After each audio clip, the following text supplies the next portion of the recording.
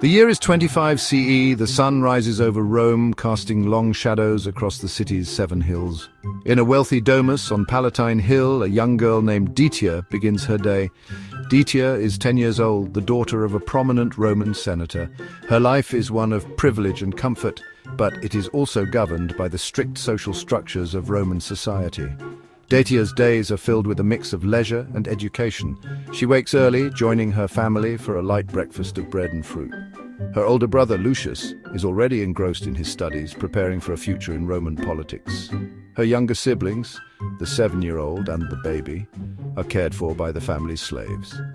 Detia's mother oversees the household, managing the slaves and ensuring the smooth running of the domus. As a woman of her station, her life is largely confined to the home. She instructs Detia in the domestic arts, teaching her how to spin wool, weave cloth, and manage a household. Rome, the capital of a vast empire, is a city teeming with life. Its streets are a cacophony of sound and movement, a constant reminder of the city's power and influence. From the bustling markets to the grand public baths, life in Rome is a vibrant tapestry of human interaction. The Forum, the heart of the city, is a hive of activity.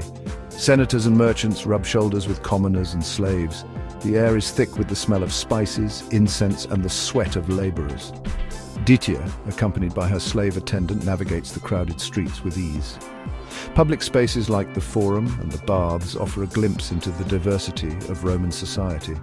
Here, Detia observes the interactions between different social classes, from the wealthy patricians in their fine togas to the humble plebeians in their tunics.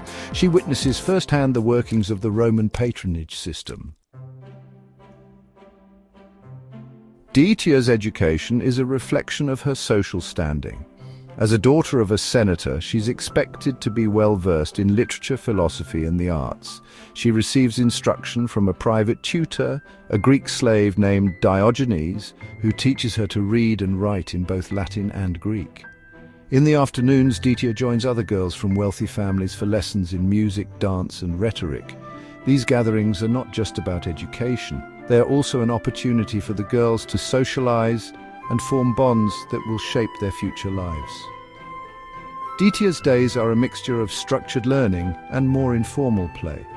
She enjoys playing board games with her siblings, listening to stories told by the slaves, and exploring the gardens of her family's domus. Her life is one of privilege and comfort, but it is also a world of strict social expectations. Section 4. The Pillars of Roman Society. Roman society is rigidly hierarchical, with a clear distinction between the different social classes. At the top of the pyramid are the patricians, the wealthy landowners who hold most of the political power. Below them are the plebeians, the commoners who make up the majority of the population. At the very bottom of the social ladder are the slaves, a ubiquitous presence in Roman society. Slaves are considered property, not people, and have no rights or freedoms. They perform a wide range of tasks, from domestic chores to agricultural labor. Women in Roman society have limited legal rights and are largely confined to the domestic sphere. Their lives are defined by their roles as wives and mothers. They are expected to be subservient to their fathers and husbands and to uphold the honor of the family. Section 5. Clients and patrons, a web of obligations. The patronage system is a fundamental aspect of Roman society. It is a complex web of reciprocal relationships between patrons, who are wealthy and influential individuals, and clients, who are of lower social standing. Patrons provide their clients with protection, financial assistance, and access to power. In return, clients owe their patrons loyalty, support, and various services.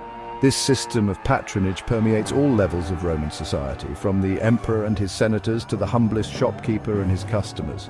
Detia's father, as a senator, has numerous clients who rely on his influence and connections. Every morning, a steady stream of visitors arrives at their domus, seeking his favor or assistance. Detia observes these interactions, learning about the importance of patronage in Roman society. Section 6 of Future-Determined Betrothal in Ancient Rome. Marriage in ancient Rome is not a matter of love, but of social and economic expediency. Girls from wealthy families like Ditya are often betrothed at a young age to suitable husbands. These arrangements are made by the girl's fathers, who carefully consider the social standing and wealth of the potential groom. Ditya is aware that her future husband has already been chosen for her. He is a young man from a prominent family, and their union will further cement the alliance between their two houses. Ditya accepts this as her fate, knowing that she has little say in the matter. Betrothal is a legally binding agreement, and the wedding ceremony is a lavish affair marked by feasting, music, and the exchange of gifts. It is a public declaration of the union between two families, and it is an important milestone in the lives of both the bride and groom. Section 7. Bread and circuses, the spectacles of ancient Rome. The Romans are avid fans of entertainment, and the city of Rome offers a vast array of spectacles and diversions, from gladiatorial combats to chariot races. These events provide a welcome escape from the realities of daily life.